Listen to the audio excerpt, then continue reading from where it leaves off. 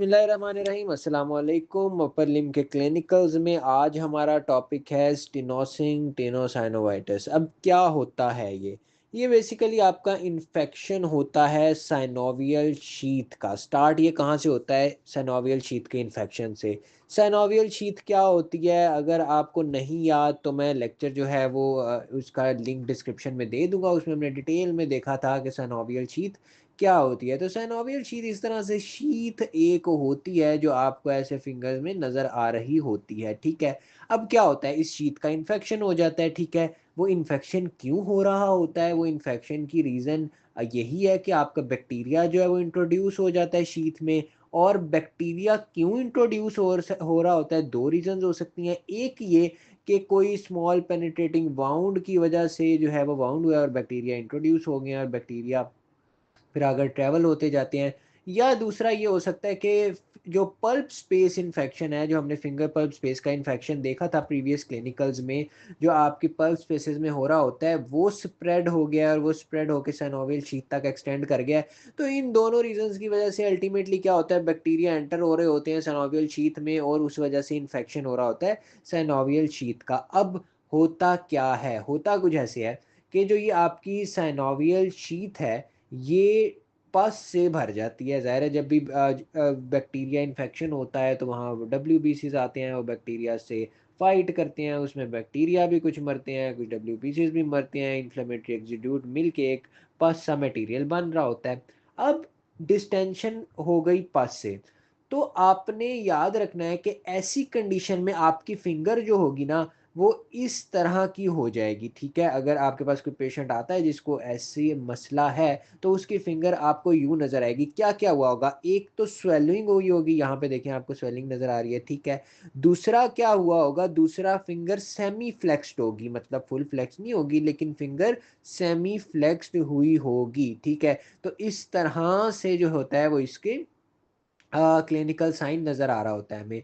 उसके बाद अब क्या होता है कि अब ज़ाहिर है डिस्टेंशन हो गई पस से तो प्रेशर राइज हो जाएगा शीथ में, ठीक है। वो पस जो है वो उसमें में फिल हो गई है शीथ में ऑलरेडी, देखें वो टाइट स्पेस है। तो अब शीथ में प्रेशर इंक्रीज कर गया। प्रेशर इंक्रीज करने की वजह से क्या होगा? प्रेशर इंक्रीज करने की वजह से जो ब्लड वेसल्स हैं वो कंप्रेस हो जाएंगी, ठीक है। आपके ऑब्वियसली यहाँ से जो ब्लड वेसल्स मूव कर रही होंगी वो कंप्रेस होंगी। अब उन ब्लड वेसल्स के कंप्रेस होने की वजह से वो टेंडन जिनको विनक्यूला लॉन्गा या ब्रेविया सप्लाई कर रहे होते हैं, विनक्यूला लॉन्गा या ब्रेविया क्या है? ये अब ब्लड वेसल्स हैं जो आपके टेंडन्स को, उन टेंडन्स को जो आपके फेलिंग्स पे आगे अटैच हो रहे होते हैं उनको सप्लाई दे रही होती हैं, ब्लड सप्लाई दे रही होती हैं। तो वो टेंडन जिनको विनक्यूला लॉन्गा और ब्रेविया सप्लाई दे रहे हैं, क्योंकि ब्लड सप्लाई कंप्रेस हो गई है तो उनको ब्लड सप्लाई नहीं मिलेगी प्रॉपर। और क्या होगा अल्टीमेटली, वो टेंडन्स जो है वो वहाँ पे नेक्रोसिस शुरू हो जाएगा और वो रप्चर हो जाएंगे। तो क्या हमने देखा? हमने देखा कि इन्फेक्शन ऑफ साइनोवियल शीथ होता है, क्यों होता है, और उसकी वजह से पस से डिस्टेंशन हो जाती है, फिंगर सेमी फ्लेक्स्ड और स्वलन नजर आती है उसमें, और प्रेशर राइज होता है जिसकी वजह से ब्लड सप्लाई कंप्रेस हो जाती है और टेंडन जिनको ब्लड सप्लाई मिल रही होती है वो रप्चर कर जाते हैं। अब अगर ब्लड ये जो है प्रेशर मजीद इंक्रीज कर जाए तो क्या होगा कि आपकी जो शीथ है वो रप्चर हो जाएगी। ये जो शीथ है ये रप्चर हो जाएगी। और किस एंड से रप्चर होती है? ये होती है प्रॉक्सिमल एंड से। प्रॉक्सिमल एंड कौन सा है? ये वाला एंड, ठीक है। तो यहाँ से शीथ रप्चर हो जाएगी। अब हम जरा आगे देखते हैं।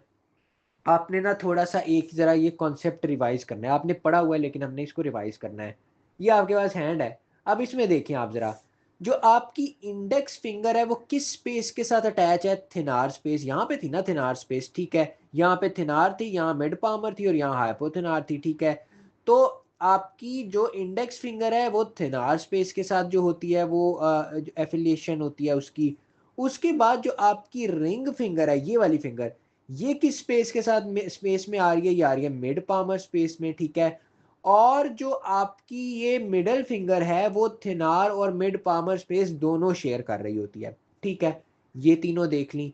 उसके बाद इसका मैं बाद में आपको बताता हूँ कि हम ये कॉन्सेप्ट क्यों रिवाइज कर रहे हैं, ठीक है।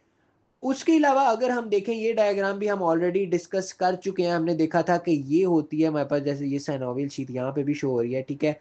ये है अल्नर बर्सा और ये है रेडियल बर्सा। अब आपका रेडियल बर्सा जो है वो आप देखें किस फिंगर के साथ अटैच है, थंब के साथ, और अल्नर बर्सा लिटिल फिंगर के साथ।